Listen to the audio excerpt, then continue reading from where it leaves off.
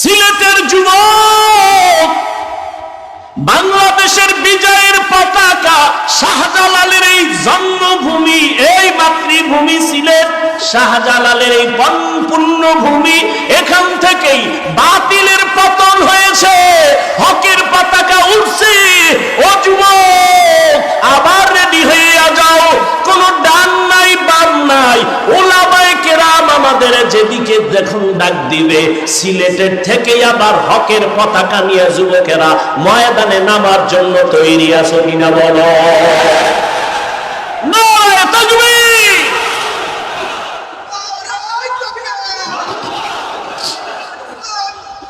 ভাইরা আমার, তৈরি থাকো। উলামায়ে কেরামের ডাক আসবে, জালেমের বিরুদ্ধে ডাক আসলেই ময়দানে নেমে যাওয়া। মুসলমানের আন্দোলন একবার না বারবার। মুসলমান জীবন একবার দেয় না, বারবার। কোন নেতার জন্য না, ইসলামের জন্য।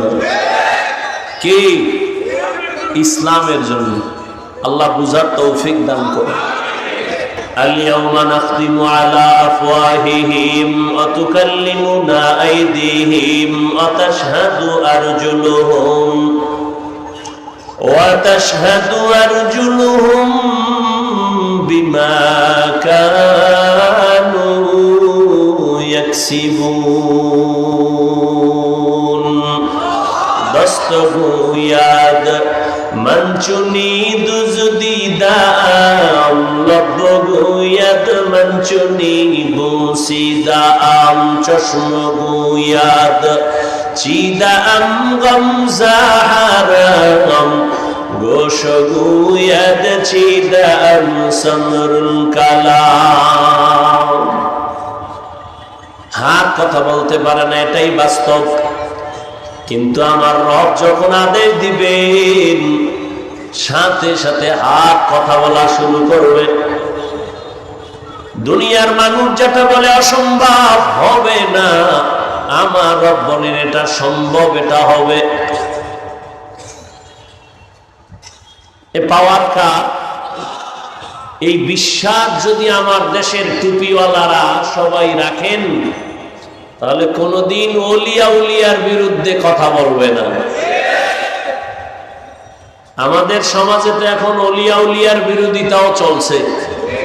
হ্যাঁ, আমি সারা দেশে চ্যালেঞ্জ দিয়া বলি, যারা বলে আমরা ওলি মানি না, আউলিয়া মানি না, এরা কোরআনও মানে না, হাদিসও মানে না। এরা হক না বাতিল? এদেরকে যারা বাতিল বলে না, তারাও বাতিল। রহমতের নবী দুনিয়াতে এসেছেন, মানুষের আত্মা পরিশুদ্ধ করেছেন, কোরআনের তালিমের খেদমত করেছেন, কোরআনের ব্যাখ্যা শিখাইছেন, প্রয়োজনে বাতিলের বিরুদ্ধে জিহাদ করেছেন। করেন নাই? কথা বলেন না কেন? তাহলে একটা স্টুডেন্ট স্কুল কলেজে পড়ে, 10টা সাবজেক্টের উপরে পরীক্ষা হয়। কেউ যদি 9 সাবজেক্টের মধ্যে 100 করে পায় নাম্বার, এক সাবজেক্টে নাম্বার 20, গোল্ডেন এ প্লাস না ফেল? কোন সাবজেক্টে 100 নাই, কিন্তু প্রত্যেক সাবজেক্টে 33। বলো, ঠিক ইসলাম এরকম। শুধু দাওয়াত এটাই ইসলাম না, শুধু জিহাদ এটাই ইসলাম না, শুধু তাসকিয়া আত্মা শুদ্ধ করা এটাই ইসলাম না, শুধু তালিম ও তারবিয়াত এটাই ইসলাম না। তা ব্যবধানটা কি? এটা ইসলাম কথাটা এমন না, বলতে হবে এটাও ইসলাম। কি এটা ইসলাম না এটাও ইসলাম? যদি বলে তাবলীগ দাওয়াত এটা ইসলাম, তাহলে বাকিগুলো বাদ। আর যদি বলে না তাবলীগ এটাও ইসলাম, তার মানে আরো যা আছে এর মধ্যে এটাও আছে। কথা বুঝেননি? তাহলে ব্যবধান কি? স্বরে ও আর রস্যি। এজন্য এটা ইসলাম না, এটাও। কেউ বলবে তাসকিয়া, আত্মা শুদ্ধি করা, এটাও ইসলাম। হ্যাঁ না, এটাই ইসলাম। হ্যাঁ, এটা ইসলাম বলার অধিকার রাখে সে যার মধ্যে দাওয়াত ও তাবলীগেরও খেদমত আছে, যার ভেতরে তালিমের খেদমত আছে, তেলাওয়াতের খেদমত আছে, জিহাদেরও কাজ আছে, সবগুলো যার আছে, সে বলতে পারে এই সবগুলোর নাম ইসলাম। তো বাংলাদেশের ভেতরে আমাদের কিছু আল্লাহর বান্দাদের মাঝে জিহাদ আছে, দাওয়াত ও তাবলীগের খেদমত নাই। কিছু আল্লাহর বান্দার মধ্যে কিছু আছে, কিছু নাই। আল্লাহর উপরে ভরসা করে বলা যায় চরমনের মধ্যে সব আছে, আলহামদুলিল্লাহ। জিহাদের ময়দানে আছে না নাই? দাওয়াতের ময়দানে আছে না নাই? তালিমের ময়দানে আছে না নাই? বৈষম্য বিরোধী ছাত্র জনতার আন্দোলন অগ্রণী ভূমিকা পালন করেছেন নায়েবে আমিরুল মুজাহিদিন মুফতি সৈয়দ মোহাম্মদ ফয়জুল করিম। অস্বীকার যে করবে সে জমিনের নিকৃষ্ট তাজা মুনাফিক। শুধু তাই না,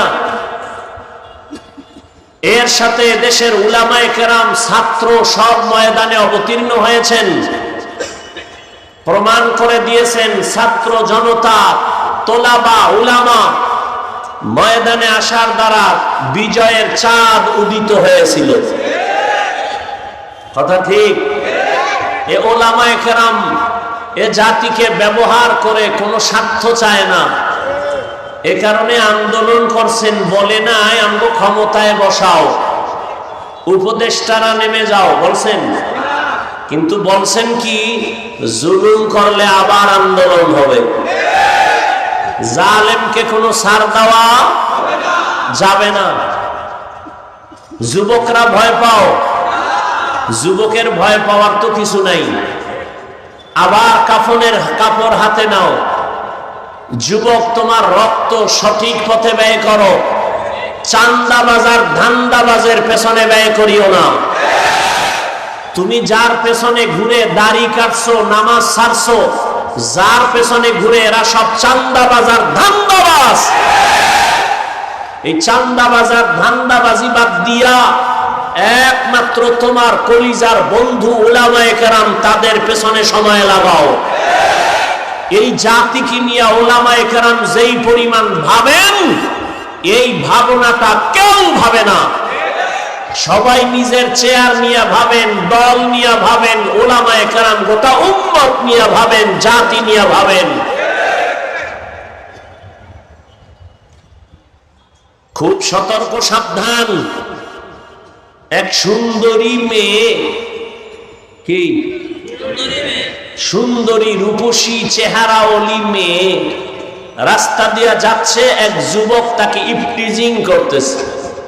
তো যুবতী মেয়েটা বলে, এই যুবক, তোর কি ক্ষতি করলাম, তুই আমাকে ডিস্টার্ব করো কেন? কয়, তুমি আমার ক্ষতি করো নাই, তুমি এত সুন্দরী কেন? এটাই তোমার কাল। হ্যাঁ, কিছু মানুষ চরমনের বিরুদ্ধে কথা বলনেওয়ালা আছে না নাই? দাওয়াতের বিরুদ্ধে, তাবলীগের বিরুদ্ধে কথা বলনেওয়ালা আছে না নাই? কওমি মাদ্রাসার বিরুদ্ধে কথা বলনেওয়ালা আছে না নাই? কি সমস্যা চরমনায়? মানুষকে বিড়ি টানার বয়ান করে। চরমনাইওয়ালারা, কওমিওয়ালারা, তাবলীগওয়ালারা মানুষকে বেপরদায় চলার বয়ান দেয়, গাঞ্জা খাওয়ার বয়ান দেয়, মানুষের উপরে জুলুম করার বয়ান দেয়। তাহলে এর বিরোধিতা কেন? চরমনাইয়ের ওয়াজে, মাঠে ময়দানে এত মানুষ হয় কেন? কি দেখতে নারী চলন বাঁকা। আল হক ওয়া যাহাকাল বাতিল, বাতি যখন জ্বলবে তোমার বাবারও ক্ষমতা নাই তুমি অন্ধকার রাখবা।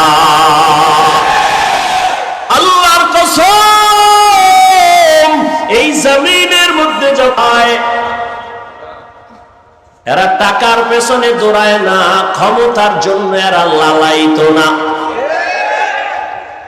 হ্যাঁ, ক্ষমতা যাব, কারণ ইসলামের চেয়ার যদি কোনো ধান্দাবাজার চান্দাবাজেরা দখল করতে চায়, সেখানে কোনো মুমিন তাকাইয়া চুপ থাকার অধিকার না।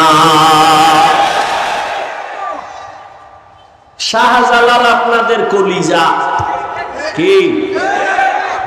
শাহজালাল রহমতুল্লাহ আলাইহি গৌর গোবিন্দের মোকাবেলায় বেতের বাড়ি লাগে নাই, তাহাজ্জুদের নামাজ আর কান্না আর ফজরের আজান। কি ভিডাভিডি করছে, খুনাখুনি, রক্তের বন্যা। হ্যাঁ, প্রয়োজনে তুমি অস্ত্র ব্যবহার করবা, তবে আগে তোমার বডি থেকে পা পর্যন্ত তুমি মদিনার আদর্শ লাগায়া দাও। এরে নবীর আশিক, মানুষকে যদি ডাকো কল্যাণের পথে আসো, আল্লাহর কসম আমার মদিনাওয়ালা নবীর আদর্শ সারা কল্যাণ হবে না। নবীজির আদর্শ নিয়ে বান্দা তুমি আগাও, কল্যাণ তোমার সামনে সুনিশ্চিত এসে যাবে, কোনো টেনশন নাই। কারণ এই দুনিয়ায় যত আদর্শওয়ালা দেখো, একটু যুবকেরা জবাব দাও, নবীজির আদর্শ থেকে দামি আদর্শ আছে কার? নাই। কেউ যদি বলতে পারো হে যুবক,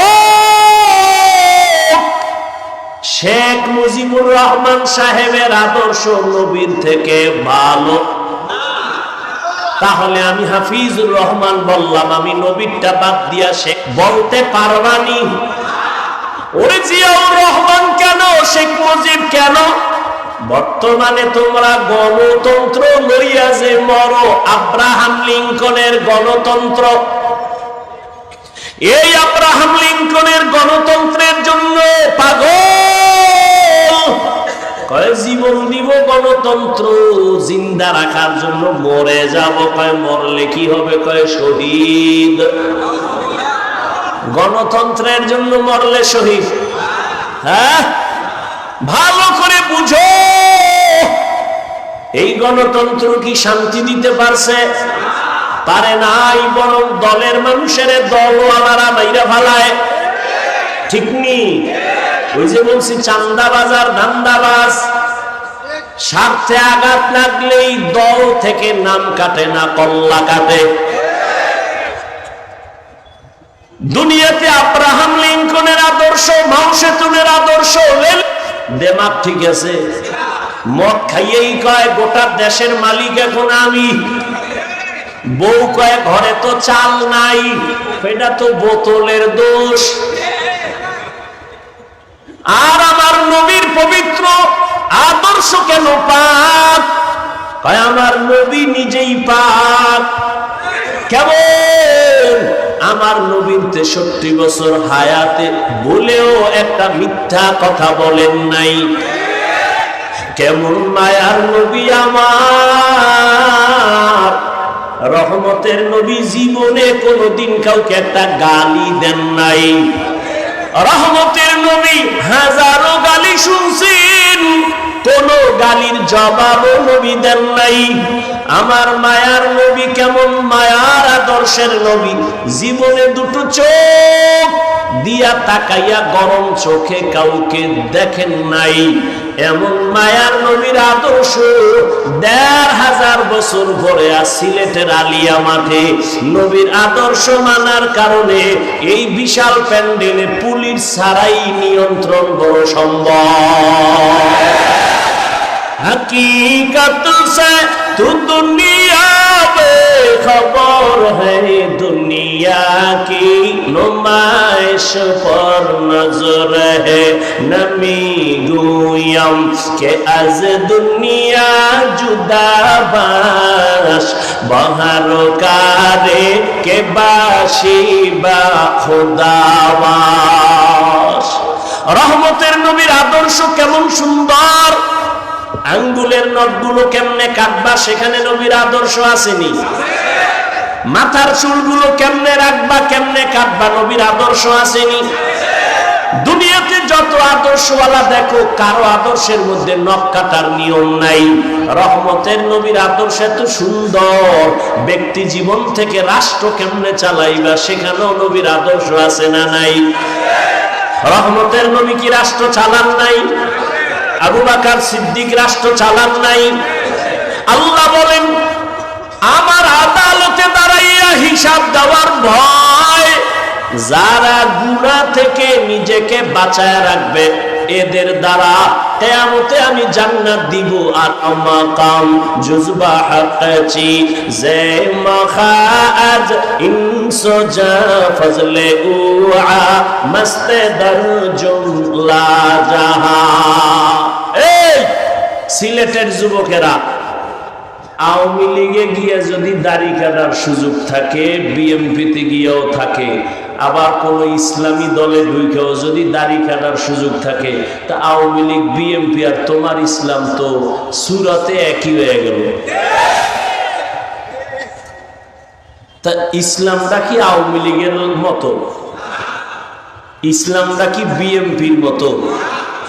আওয়ামী লীগ বিএনপি মহিলা নিয়ে এক চেয়ারে এক লাইনে বসবে, তুমি যদি হুজুরের দাবি কইরা তুমিও বসো তো এক হয়ে গেল। কি ভালো করিয়া বুঝিও, আল্লাহর আদালতে দাঁড়াইয়া হিসাব দেওয়ার ভয় অন্তরে জমা করিয়া রাষ্ট্রের চেয়ারেও যদি বসো। আবু বকর কেমন বসা বলছেন? একদিন আবু বকর খেলাফতের দায়িত্বে আছেন, বিবি সাহেবা বলেন আমার মিষ্টি খাইতে মনে চায়। কি মনে চায়? মিষ্টি খাইতে মনে চায়। তখন আবু বকর সিদ্দিক রাদিয়াল্লাহু আনহু কই আছেন? পুরা দেশের ক্ষমতা তার হাতে। হ্যাঁ, তা আবু বকর সিদ্দিক বলেন ও বিবি, মিষ্টি খাওয়ানোর টাকা আমার হাতে নাই। এ রাজনীতি বুঝো, তোমার ধান্দাবাজি আর চান্দাবাজি না, ইসলামের রাজনীতি বুঝো। না পাক তো কম খাইলা না, আর কত? শিয়ালের হাতে মুরগি রাখছো আমানত, টাইম দিছো 3 দিন, শিয়াল পণ্ডিত কয় দোয়াও চাই মাফ চাই একদিনও না। জিন্দা কেন মরাও পাইতা না। শিয়ালের হাতে মুরগি দিলে যা হবে, ধর্মের চাবি বেনামাজি সুদখোরের হাতে দিলে তাই হবে। তাহাজ্জুদের টাইমে বরকতের হাদিয়া খাইয়া সকালে কিবলা ঘুরায় দিছ, ঠিক নেই? আল্লাহ হেদায়াত দান করো। এর যুবক, খাইলেও দিন যায় না খাইলেও দিন যায়, তবে পায় পরে বলি হারাম খাইও না। কয়দিন আর বাহাদুরি করবা? মনে মনে ভাবছিলা এই জীবনে বোধহয় আমার চেয়ার থেকে আর নামা হবে না। আমার মাওলায় যদি কবুল না করে 1 সেকেন্ডও বসার কার তলে মাথা ঢুকে গেছে। মা কইয়াও ডাক দিতে পারবা না, সতর্ক হয়ে যাও। জুলুম কইরো না, মরার আগে বিচার শুরু হয়ে যাবে। আল্লাহ হেদায়াত দান করুন। এরে যুবক, আবু বকর সিদ্দিক রাদিয়াল্লাহু তাআলা আনহু বললেন মিষ্টি খাওয়ানোর কি নাই? টাকা নাই। কিছুদিন পরে বিবি চুপ হয়ে গেলেন। কিছুদিন পরে আলাদা কিছু টাকা জমাইয়া আবু বকর সিদ্দিক রাদিয়াল্লাহু তাআলা আনহুর হাতে দিয়ে কয়, নেন, আপনার যেহেতু টাকা নাই আমি কিছু টাকা দিলাম, এটার দিয়া মিষ্টি আইনে দেন। जिंदगी में बंदगी तू कर नहीं, जिंदगी में बंदगी तू कर नहीं, जिंदगी में बंदगी शर्मिंदा है, जिंदगी में बंदगी शर्मिंदा है। यहाँ हम सब मुसाफिर दिल ना लगा, अहले दिल की नजर से रूह करता जा, यहाँ हम सब मुसाफिर दिल ना लगा, अहले दिल की नजर से रूह करता जा। शाह दौलत सब फकीर गर नेक ने है, शाह दौलत सब फकीर गर नेक ने है। जिंदगी में बंदगी तू कर नहीं, जिंदगी में बंदगी तू कर नहीं, जिंदगी में बंदगी शर्मिंदा है, जिंदगी में बंदगी शर्मिंदा है। जिंदगी में बंदगी कुन बंदगी, बंदगी में जिंदगी शर्मिंदगी। ও আমার কলিজার যুবক, আবু বকর সিদ্দিক বললেন, ও বিবি টাকা পাইছো কই? এবার ভালো করে শুনেন, বিবি কয়, আপনি যে রাষ্ট্র চালাইয়া অর্থ মন্ত্রণালয়ের থেকে বেতন নেন, মাসে মাসে ওই বেতন থেকে কিছু কিছু টাকা আমি আলাদা জমাইছি। এবার আবু বকর কি কয় শুনেন, আবু বকর বলে, বিবি তাহলে তো আমি বুঝলাম আমার বেতনের মধ্যে টাকাগুলো না হইলেও সংসার চলবে। এরে বিবি, আমার বেতন থেকে যদি এই টাকা না থাকে আমার সংসার চলবে, আগামী মাস থেকে আমি এই টাকা কমাইয়া বেতন নিব। হরকে দারত খৌফে হক দর দিল মদাম, জন্নাতুল মাওয়া দেহত উরা মাকাম, জুজবা হকচি জে মখাজ ইনসো জা ফজলে উআ মস্তে দর জুমলা জাহা। আবু বকর এত কিছু করলেন, ভয় আছে না নাই? কিসের ভয়? জনগণের। আল্লাহর আদালতে দাঁড়াইয়া হিসাব দেওয়ার ভয়। এত বড় আল্লাহর ভয় নিয়া বাঘের বাচ্চা হযরত ওমর খেলাফতের দায়িত্বে যখন বসছেন, যেই ওমরের দেখলে শয়তান পালায় যায়, সেই ওমর খেলাফতের দায়িত্বে আছে। একদিন বিবি সাহেবা বলে, ও খলিফাতুল মুসলিমিন, সামনে ঈদ আসতেছে, আমাদের বাজার সদাই না লাগলেও আমার বাচ্চার কিছু পোশাক লাগবে, কিনা দাও। ওমর কয়, পোশাক কেনার টাকা নাই। কি নাই? পোশাক কেনার টাকা নাই। বিবি পরামর্শ দেয়, তাহলে একটা কাম করেন। কি?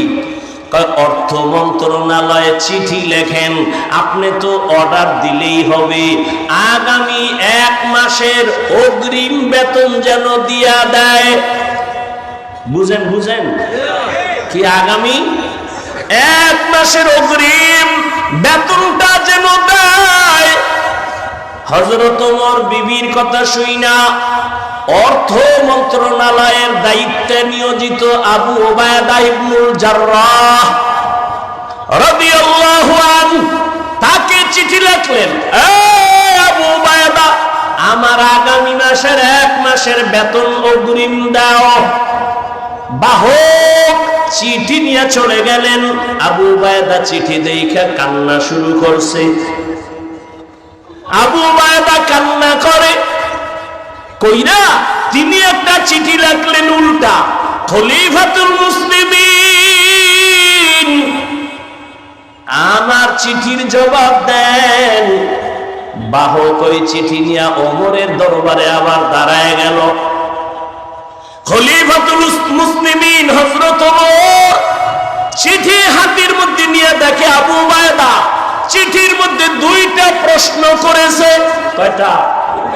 দুইটা প্রশ্ন করিয়া লেখছে, এই দুই প্রশ্নের জবাব যদি দিতে পারেন আমি 1 মাসের অগ্রিম বেতন নিয়ে আমি নিজে আসব। 1 নম্বর প্রশ্ন, আপনি যে অগ্রিম 1 মাসের বেতন চাইলেন, বলেন আপনি আগামী মাস বাঁচবেন কিনা গ্যারান্টি? আগামী 1 মাস বাঁচবেন কিনা গ্যারান্টি দেন। 2 নম্বর প্রশ্ন, আপনি যে চেয়ারে বইছেন ক্ষমতায়, আগামী 1 মাস আপনি ক্ষমতায় থাকবেন কিনা, জনগণ রাখবে কিনা গ্যারান্টি দেন। আগামী 1 মাস ক্ষমতার চেয়ারে থাকার গ্যারান্টি আছে? আগামী 1 মাস আপনি ক্ষমতার চেয়ারে থাকবেন না জহুরের আগে ভাগবেন? বলার কোন উপায় আসেনি। ওমর চোখের পানি ছেড়ে কান্না করেন আর বলেন, হে মালিক, এমন আবু উবায়দা আমার অন্তর চোখ খুলিয়া দিল, তুমি আমারে হেফাজত করেছো। আবু উবায়দা ইবনে জাররাহকে তুমি কবুল করে নাও। এটা কেমনে সম্ভব? ক্ষমতায় বইয়া এত ভয় আমার, আল্লাহর আদালতে হিসাব দেওয়ার ভয় যদি থাকে, এখনো সেটা সম্ভব। বাংলাদেশে বর্তমানে আলেম আছে চেয়ারম্যান, কথা বল, আপনাকে জানা মতে আছে না? যেমন হেদায়েতুল্লাহ আজাদি বাংলাদেশের আলোচক বক্তা, বর্তমান রানিং চেয়ারম্যান। বিবারিয়া আছে আমজাদ হোসেন আশরাফি, নাই? নোয়াখালী আছে হাফিজি হুজুরের জামাতা খালেদ সাইফুল্লাহ দামাত বারাকাতুহুম। সাইকেলে চালের বস্তা লইয়া বাড়ি যাইয়া মেপে মেপে সরকারের বরাদ্দ করা চাউল দিয়ে আসে।